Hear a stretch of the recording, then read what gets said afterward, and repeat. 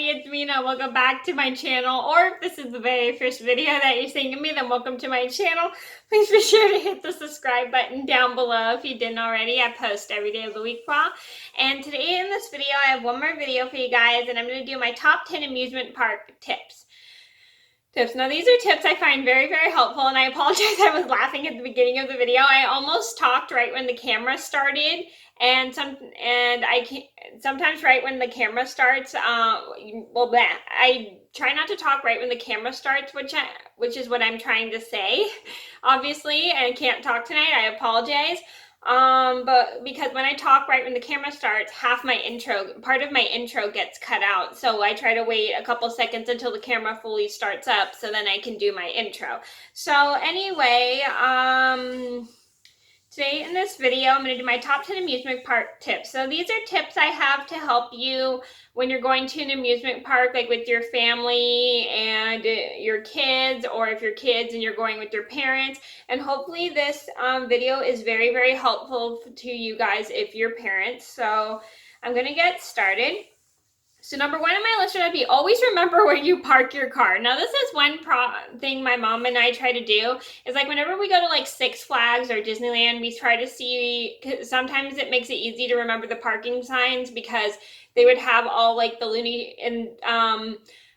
Six Flags, they'd have all like the Looney Tunes characters, like where you park. It was like Bugs Bunny A, Tweety Bird D, or Tweety Bird B, depending on like which character it was, and it was like, and we could easily remember where we parked the car. So I remember one time when I was with my dad, we went to like the county fair or something, and we accidentally forgot where we parked the car, and I have a full video on it, which I'll link down below if you didn't see. It actually was kind of a very irritating story because neither of us could remember where we parked the car because we didn't have my dad's actual car at the time because it was in the shop and we were borrowing a rental car. So I'll link that video down below if you didn't see that. So it's always important to remember where you park your car because then you can get to it easier and you don't have to go through rows and rows and rows and rows just to find your car. Number two on my list would be bring your food and eat it at the parking lot. So I know a lot of the amusement parks don't let people bring food in because they have a no food policy because they want you to buy their food, which I completely understand. But if you buy their food, it is mostly expensive, but I don't think ice cream's too expensive. So whenever I go to a theme park, I only just get ice cream because that's the only thing I pretty much eat when I go to a theme park is pretty much ice cream. So whenever I go to a theme park, I usually just bring my own food and just eat it in the parking lot. That's what I've been doing for years because a lot of the theme parks I go to, the food is too expensive, and then when you go to a theme park, you can't bring food in. So yeah, so my advice, if you don't want to spend a ton of money on food in a theme park, just get food from the grocery store and just eat it in the parking lot because you won't get in trouble for that. I do it all the time, and I eat just before I go into the theme park. And so just so you guys know, it's good to do that because not a lot of theme parks let you go into their amusement park with your own food because they want you to buy their food. Because I know it's kind of a ridiculous rule, but that's how theme parks make money.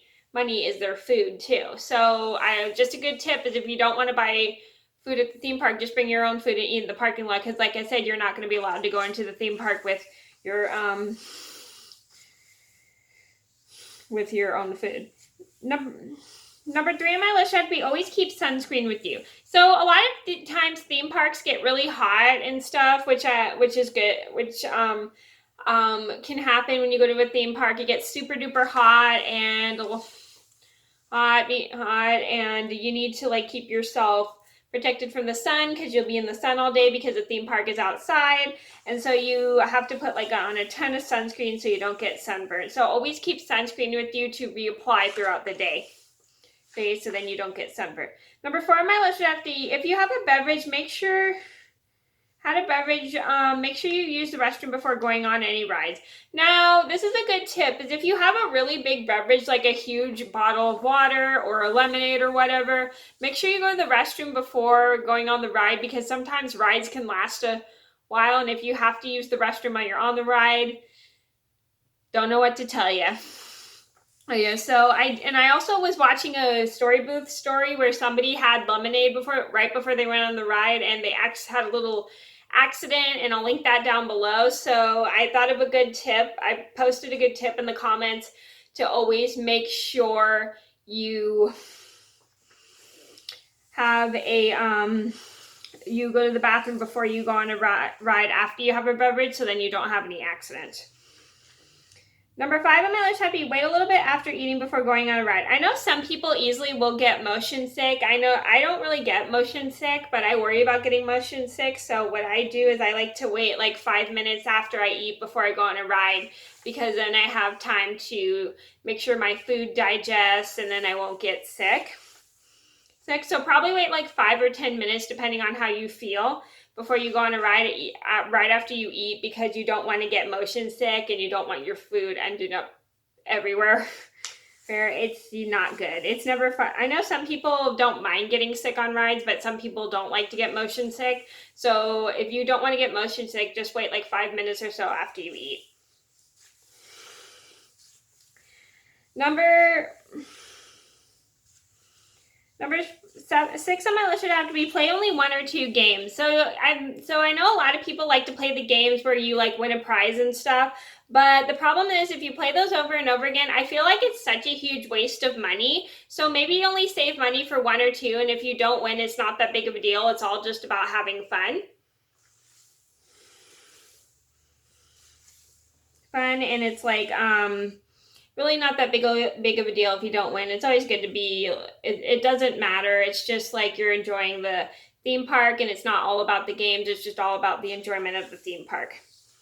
Number 7 on my list would have to be bring an extra set of clothes. So I know there's some rides that you'll get pretty wet on, because some rides involve the water and stuff, and you'll get very, very wet, and you'll probably end up soaking wet. Right, which kind of is uncomfortable to be in soaking wet clothes all day. So if you don't want to be in soaking wet clothes all day, make sure you bring an extra set of clothes, so then you don't get soaking, just in case you get soaking wet on a ride after you go on a ride that gets you soaking wet, so then you don't have to walk around in wet clothes all day.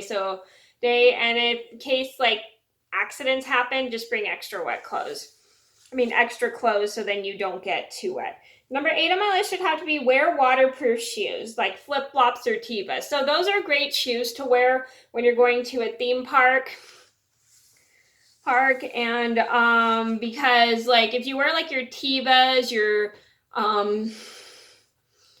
your Converse, or like your Vans, or your Toms, you'll be in those are not very good waterproof shoes. Your feet are gonna end up soaking wet all day, and you're gonna have wet socks all day, and you don't want to have wet socks all day. It's super uncomfortable. So a good tip is to wear waterproof shoes like flip-flops or Teva sandals, because those are great waterproof shoes. I wear those every time I go on vacation if I'm going camping, or flip-flops, and they are great shoes to wear for me because they are more comfortable to wear when they're wet. Number 9 on my list would have to be bring a water bottle. So I know, like I said, food and beverages, I'm pretty sure water bottles too are pretty expensive at theme parks. So always bring like your own water bottle. I'm pretty sure they don't mind if you bring your own water bottle in the theme park. I see people bring their own water bottles in theme parks all the time. So if it's just water, it's fine, but you're not really allowed to bring like beverages like soda or juice or milk in the theme park, because they, like I said, they want you to buy their food.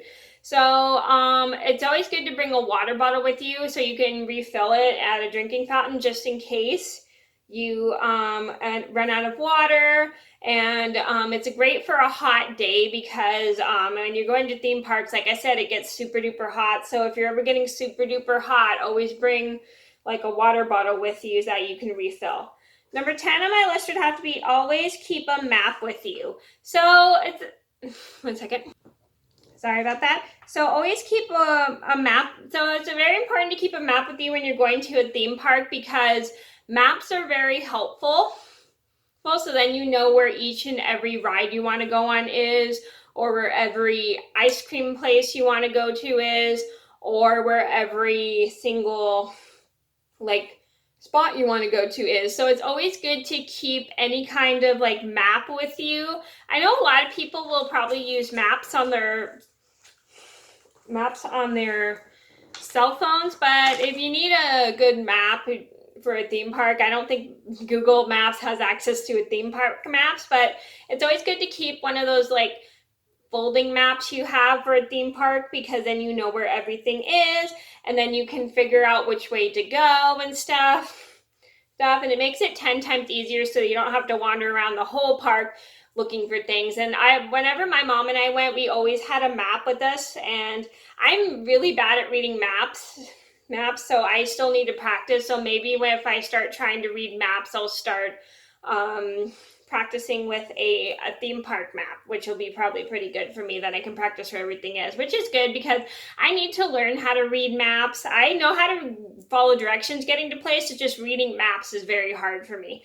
And let me know if you guys have any helpful tips of reading maps down in the comments below.